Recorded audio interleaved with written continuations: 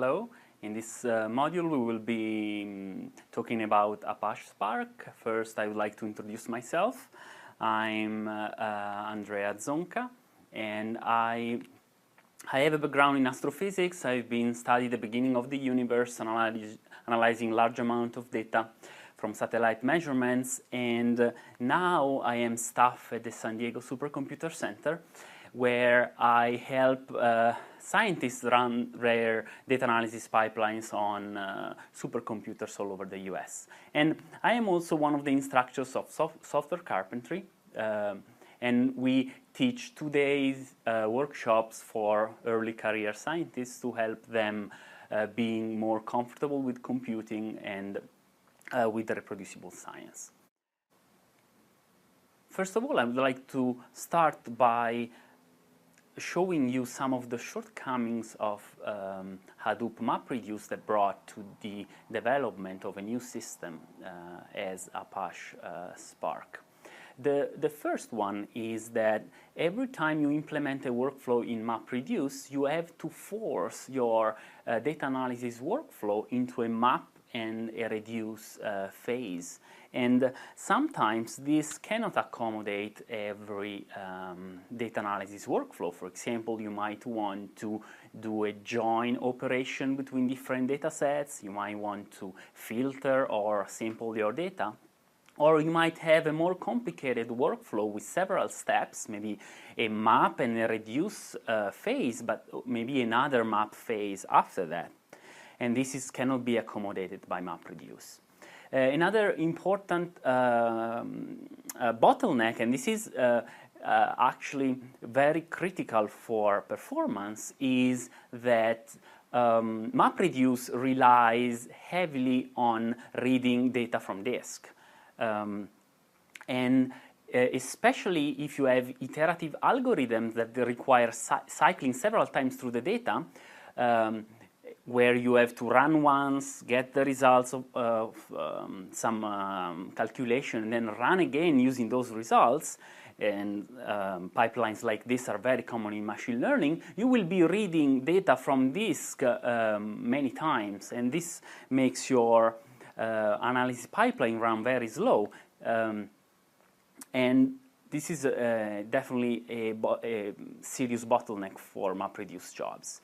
The next is about the fact that Hadoop MapReduce has only one native interface, which is in Java.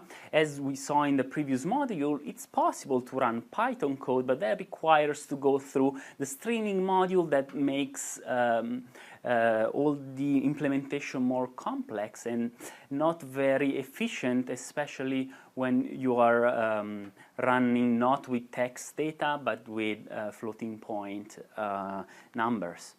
And it would be really nice to have simpler languages to use, not only Java, and to be it would be nice to have an interactive shell, which is commonly used nowadays by data scientists. So, and the solution, what might be the solution for this? The solution is to write a new framework from scratch. And the point is that this framework doesn't need to be a complete replacement of the Hadoop stack, but just a replacement of the Hadoop MapReduce, so that being in the same ecosystem can build upon all the available tools. So needs to be a tool that runs in a Java virtual machine, so it's compatible with all the rest of the tools around Hadoop. And this was developed from UC Berkeley by a computer science lab, and now it's been managed by the Apache Foundation, which is the same foundation behind Hadoop. So how does Apache Spark provide solution for the problems we saw before? So What about, for example, accommodating other workflow? Spark provides a very rich programming interface that gives you more than 20 highly efficient distributed operations. So it's a lot easier for data scientists to port their data analysis pipeline to Spark, and once they build their workflow, they can use any number of steps to write their data analysis pipeline. The other bottleneck was about slow performance in iterative algorithms, and the solution for this is caching data in memory. So generally in your pipeline, you will be loading your data from disk, do some pre-processing and clean your data, and at that point you have a good stage where your iterative algorithms like machine learning can work from.